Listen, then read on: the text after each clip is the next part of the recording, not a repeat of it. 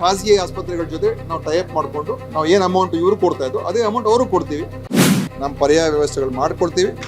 ನಾನು ಈಗಾಗಲೇ ಸುಮಾರು 200 ಕೋಟಿಗಿಂತ ಹೆಚ್ಚು ಹಣವನ್ನು ಇದೇ CT MRI ಸ್ಕ್ಯಾನಿಂಗಲ್ಲೇ ಉಳಿಸಿದ್ದೀನಿ ದುಡ್ಡು. ಈ CT MRI ವಿಷಯದ ಬಗ್ಗೆ ಭಾಳ ದೊಡ್ಡ ಮಟ್ಟದಲ್ಲಿ ನಿನ್ನೆ ವಿರೋಧ ಪಕ್ಷದವರು BJPಯವರು ಎಲ್ಲ ಏನು ಸರ್ಕಾರ ಪ್ಯಾರಾಲಿಸಿಸ್ ಆಗೋಗಿದೆ ಅಂತ ಹೇಳಿ ಏನೇನು ಹೇಳಿಕೆಗಳು ಕೊಟ್ಟಿದ್ದಾರೆ ಮತ್ತು ಇದಕ್ಕೆ ದುಡ್ಡು ಅವ್ರಿಗೆ ಕೊಟ್ಟಿಲ್ಲ ಅಂತ ಹೇಳಿ ಒಂದು ಪ್ಯಾರಾಲಿಸಿಸ್ ಆಗೋಗಿದೆ ಅಂತ ಆ ರೀತಿಯಾಗೆಲ್ಲ ಬಿಂಬಿಸಿದ್ದಾರೆ.